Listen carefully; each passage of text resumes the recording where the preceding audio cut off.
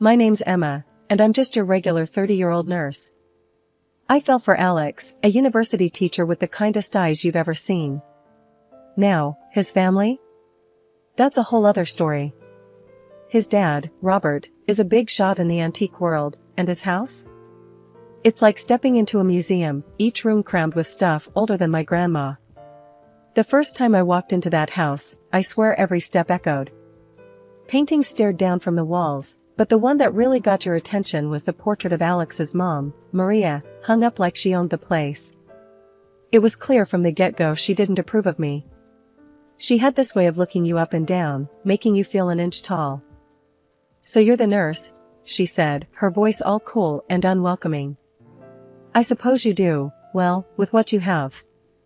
I tried to smile, but it was tough.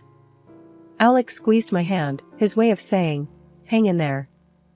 Then there's Lila, Alex's sister, the family's little princess. She doesn't work, just flits around from one party to another, living off Daddy's money. Another day, another dollar. She'd laugh, flipping her hair. "Well, not for me. I don't do dollars, I spend them." Robert usually kept out of the drama, buried in his books or cleaning some ancient vase. But even he couldn't hide the disappointment when he looked at Lila or the way Maria treated me. One day, we were all sitting in the living room, which felt more like sitting in a stuffy history lesson, with all the antiques glaring down at you. Maria was holding court as usual, talking about some auction or another. "Emma, darling, do try to keep up," she'd say, her voice dripping with that fake sweetness. "I know these things are probably beyond your pay grade." I bit my tongue, trying not to snap back. Alex was talking to his dad about some university stuff, trying to stay out of the firing line. And Lila? She was on her phone, probably texting her latest boyfriend or shopping online for things she'd never use. "Ugh, Daddy, I need more money," she whined, tossing her phone down. "Life is so expensive when you have taste." Robert sighed, rubbing the bridge of his nose like he was trying to ward off a headache. "Lila, we've talked about this. You need to start taking responsibility." "Oh, lighten up," she shot back, rolling her eyes. "It's not like we're poor." The tension in that room could have cut glass. I often wondered how Alex turned out so normal, growing up in a house like this. But then, he'd catch my eye and give me that little smile that said, "We're in this together," and somehow, I felt like we could take on the world. That's our life, teetering between normalcy and the madness of the House of Antiques. Every visit was a tightrope walk of polite smiles and biting tongues, but it was our life, and we were in it together. After what felt like the millionth awkward dinner at the in-laws, Alex's phone buzzed with a message that had him up and grabbing his coat like the house was on fire. "It's Dad. Something's gone down with Lila," he muttered, his voice tight. I threw on my jacket, my heart hammering. Whatever it was, it sounded bad. The drive over was silent, both of us lost in our thoughts, the night pressing in around us. We got to the house, and the scene was chaos. Robert was pacing, his face like thunder, while Maria was on the couch, her makeup smeared from crying. And Lila? She was nowhere to be seen. "What happened?" Alex demanded, going straight to his dad. Robert looked up, his eyes red. "Lila, she stole a piece from my collection. Tried to sell it to some local dealer." I gasped. Even for Lila, that was low. "Why would she do that?"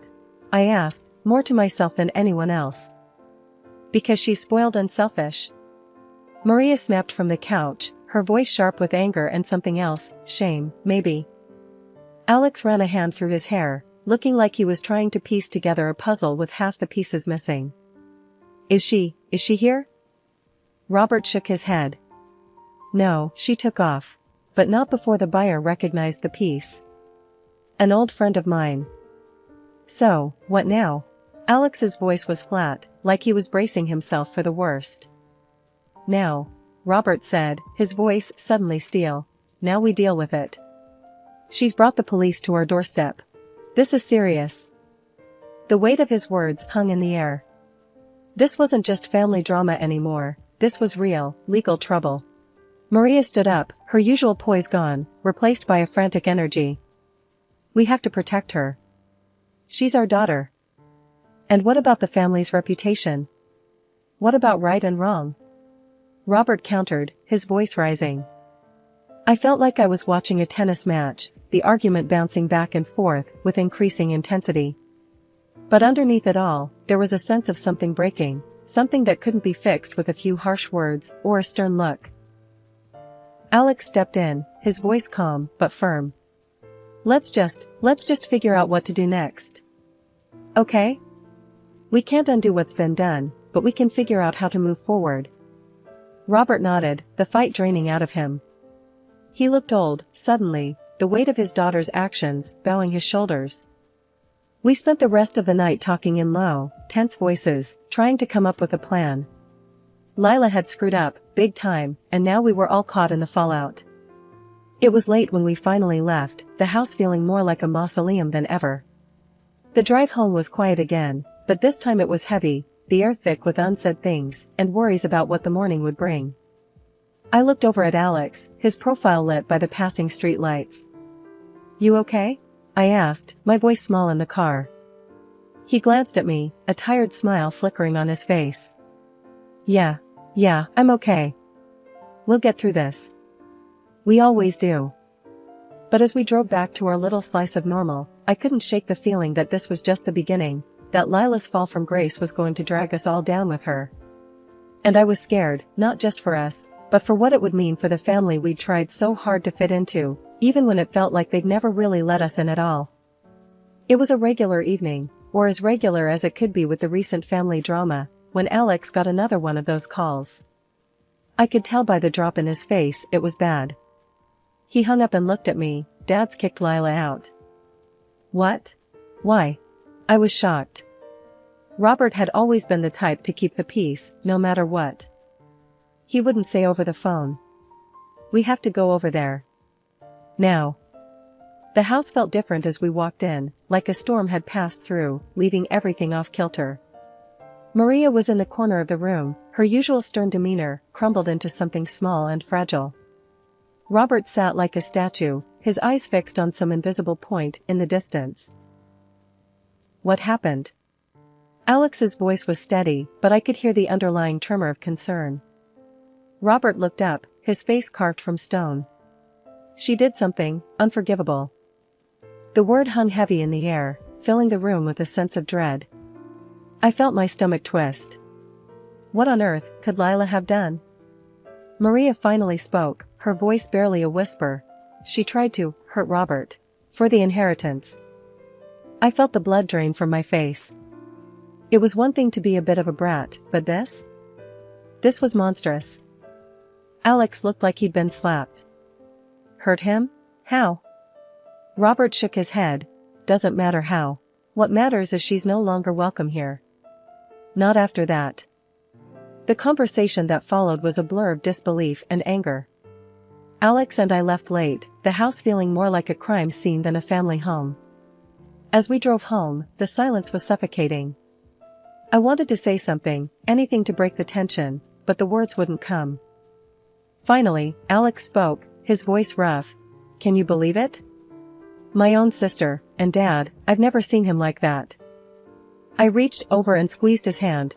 I'm here for you, you know that, right? He squeezed back. Yeah, I know. It's just, how did it get to this point? How did we not see it coming? I didn't have an answer for him. How do you see something like that coming? How do you prepare for the moment when someone you grew up with, someone you thought you knew, crosses a line so far there's no coming back? We got home and tried to carry on as normal, but the shadow of Lila's actions hung over us. It was there in the quiet moments, the pauses in conversation, the way Alex's eyes would darken whenever his family was mentioned. The days passed, but the tension remained, a constant, unspoken presence in our lives. We were all waiting for the other shoe to drop, for the next disaster to strike. But for now, all we could do was wait and hope that somehow, someway, we could find a path back to something like normal. Or at least, learn to live with the new normal that Lila's actions had forced upon us. The days had started to blend together when out of nowhere, Alex's phone shattered the silence of our morning routine. The look on his face said it all before he even spoke a word. My dad, He passed away last night, he said, voice barely above a whisper. Shock coursed through me. Robert, with his stoic presence and antique-filled house, gone just like that? It felt surreal as we rushed over to the family home, the place now a stark reminder of what had been. We entered the house to find Maria, not in tears or sorrow, but with a cold, almost relieved expression. Her usual stern face had an added layer of calculation as she received the condolences. As Alex tried to console her, she shrugged off his comfort with a briskness that took me aback. Well, it was bound to happen. He was getting on, and with all the stress lately. Her voice trailed off, not with grief, but an unsettling pragmatism. Throughout the day, as people came and went, offering their sympathies, Maria seemed more concerned with discussing the practicalities of inheritance than mourning her husband. Without a will, it's pretty clear how things will be divided, she said, her voice sharp and businesslike. The majority should rightfully come to me and Lila. The way she spoke about the future, her future, with such anticipation was chilling. There was no love lost here, no tender memories shared. Just cold, hard anticipation for what she stood to gain. Alex was quiet, his face a mask of disbelief and pain. Not just for the father he lost, but for the mother who seemed to shed her mourning like an unwanted coat. As evening fell and the house emptied, the reality of the situation set in. The lack of a will meant a legal tangle, one that Maria seemed almost eager to dive into. Her eyes had a gleam I hadn't noticed before, a sharpness that was almost predatory. We'll have to speak to the lawyer first thing, she said, her voice brisk and efficient. Make sure everything is in order. Alex nodded, his usual warmth buried deep under layers of grief and shock. Yeah, we'll handle it, he replied, his voice steady but distant.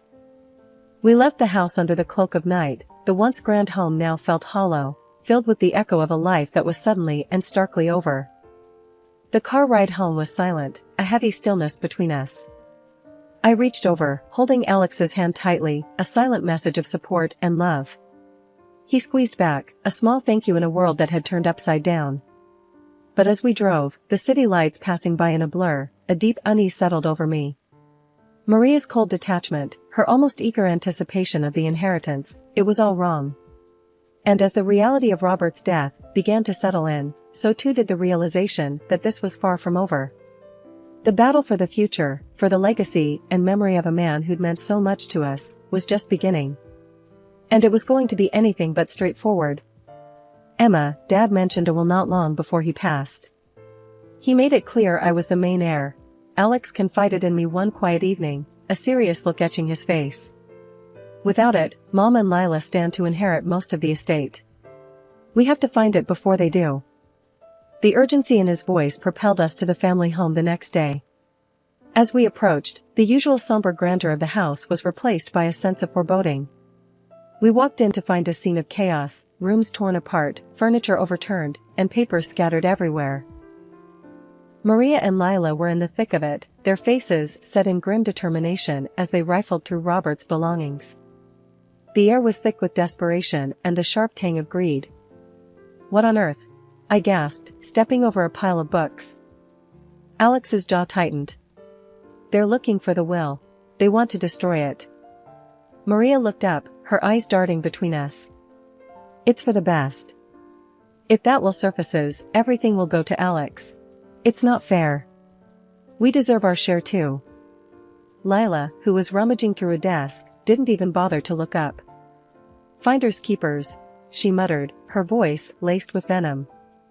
Alex moved forward, his voice rising. This is Dad's legacy we're talking about. It's not just about money or property. It's about respecting his wishes. But Maria was unyielding, her gaze cold. Respect? He left us to pick up the pieces. If there's a will that cuts us out, then it's better off gone. The search continued, more frantic now. Alex and I joined in, not to help them destroy it, but to save it from their clutches. We turned over every document, peered behind every portrait, and checked in every unlikely place, the tension between us and Maria and Lila palpable. As the day wore on, the house transformed from a mausoleum of antiques to a battlefield of wills. The once still air was now filled with the sound of shuffling papers and the occasional sharp word. Finally, as the sun began to set, casting long shadows through the windows, Alex paused, his exhaustion written all over his face. "We have to find it, Emma. It's what Dad wanted." I nodded, my hands dirty and my spirit weary. "We'll find it, Alex. We have to." We left the house that day with nothing to show for our efforts, but a growing sense of dread. Without the will, Maria and Lila would indeed inherit the majority of Robert's estate, and the thought of his last wishes being so callously disregarded was more than we could bear. The drive home was quiet, each of us lost in our thoughts, the weight of our failure heavy on our hearts. But the search was far from over. We knew that somewhere, hidden among the chaos and greed, was a piece of paper that held the key to honoring a man's last wishes. And we were determined to find it, no matter what it took. The days since the will's disappearance had been tough and tense. Then, one afternoon, a knock at the door broke the monotony. A courier handed Alex a parcel, his expression unreadable as he turned it over in his hands. "What is it?" I asked, watching the curiosity play out on his face. "It's from Dad," he said, his voice carrying a mix of hope and anxiety. He tore open the parcel to reveal a digital recorder. A message from his late father. We listened intently as Robert's voice filled the room, echoing from the little speaker. He spoke of his final wishes, his love for his family, and his hope for the future.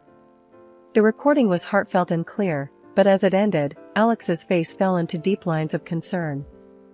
"This is it. This is Dad's will and his last words," he said.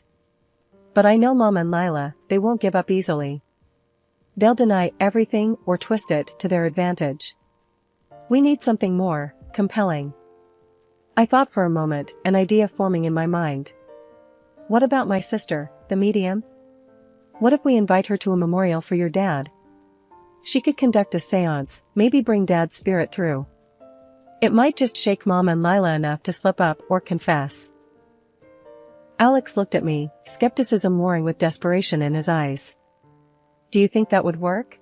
Would she come?" I nodded confidently. "She'll come. And if anyone can bring Dad's presence back, it's her. It might make Mom and Lila think twice about crossing us if they believe Dad's watching." The decision was made. We'd arrange a somber gathering to honor Robert, a memorial of sorts. But with my sister's help, it would be more than just a remembrance. It would be a chance to bring the truth to light, to confront the greed and deception head-on. The evening of the memorial, the room was draped in a somber ambience, softened only by the dim glow of candles flickering in the corners. My sister, the medium, had an air of mystique about her, draped in flowing robes that added to her imposing presence. As she entered the room, a hush fell over the relatives, their eyes wide with a mix of skepticism and awe. "Thank you for gathering here," she began, her voice steady and commanding. "Tonight, we seek closure and truth from beyond." As the lights dimmed, leaving only the candlelight to dance across the faces of the assembled family, my sister instructed everyone to join hands.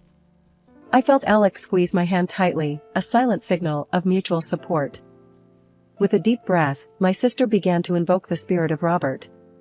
The room was heavy with anticipation, every creak and whisper amplified in the charged silence. Then, at the perfect moment, I discreetly turned on the recording Alex's father had sent us. Robert's voice, clear and unmistakable, filled the room, emanating from a hidden speaker. "My family," the recording began, "I speak to you beyond the grave to settle matters of my estate. There is indeed a will. In it, I have left the bulk of my property to my son, Alex. To my wife, Maria, I leave a modest monthly allowance." Gasps and murmurs rippled through the room. Maria's face turned pale, her eyes wide with shock. Beside her, Lila's expression twisted into one of disbelief and anger. "And to my daughter, Lila, I leave nothing," the voice continued, stern and resolute. "Her actions, her attempt to poison me, have not only betrayed my trust, but have significantly worsened my health." The accusation hung in the air like a thick fog, settling over the room with a weight that was almost tangible. Lila stood abruptly, her chair scraping loudly against the floor, her face a mask of rage and denial. "This is nonsense," she spat out, looking wildly around the room. But know this, the voice of Robert continued, unfazed by the outburst. The will is hidden within the house, in a place none would think to look. As the recording ended, the room erupted into chaos. Maria, tears streaming down her face, looked utterly defeated, her earlier composure shattered. Lila was shouting, her words a tangled mess of accusations and denials. The relatives were a mixture of shock and gossip, their eyes darting between the key players of this family drama. Alex stood, his face calm amid the storm. "We will find the will," he declared, his voice cutting through the noise. "And we will honor my father's wishes." The night ended with more questions than answers, the house abuzz with speculation and whispered theories. As the guests departed, leaving behind a trail of uneasy glances and hurried farewells, we were left to ponder the next steps. As we tidied up, the weight of the evening's revelations pressing down on us, Alex turned to me, his expression a mixture of gratitude and determination. "Thank you," he said simply, his hand finding mine. "It's what family does," I replied, squeezing his hand in return. After all that mess with the will and Lila trying to poison her dad, things around the house got real quiet, real quick. Lila took off into the night, scared stiff of the cops catching up with her for what she did. Can't say anyone was surprised. She was always a bit of a wild card, but this was something else. Maria, meanwhile, wasn't wasting any time feeling sorry for herself. Before anyone could blink, she started hauling out the fancy stuff from the house, piece by piece. Everything except her own giant picture hanging in the main room. It was like she was trying to grab what she could before the ship sank. But she didn't know what we found stashed behind her portrait. Alex and I were poking around when we found the will hidden back there, all official and legal-like, and some papers that pretty much proved what Lila did to her dad. You should have seen Alex's face when we found it. It was like Christmas came early. Reading the will, it was all there in black and white. Alex was getting the lion's share of everything. Maria was left with just a bit of cash to keep her going every month, and Lila? Well, she got a big fat nothing for her troubles. Maria packed up her bags and left the house, probably off to live a quieter life with her allowance. And Lila? Who knows where she ended up? Hiding out, probably, hoping the cops don't find her. So, there we were, me and Alex, left in this big old house. It felt weird, knowing everything that went down there. But we started fixing it up, making it feel more like ours. Less of a museum and more of a home, you know? One evening, as we were sitting down after a long day of cleaning and sorting, Alex looked at me and just said, "We did it, huh?" "Yeah," I replied, looking around at what was now our place. "We did it. Together." It felt good, sitting there with him, knowing we'd been through the ringer and came out the other side. The house had its ghosts, sure, but it was ours now. And whatever the future held, we'd face it as a team. That's what family does, right? That's what we were now. A real team.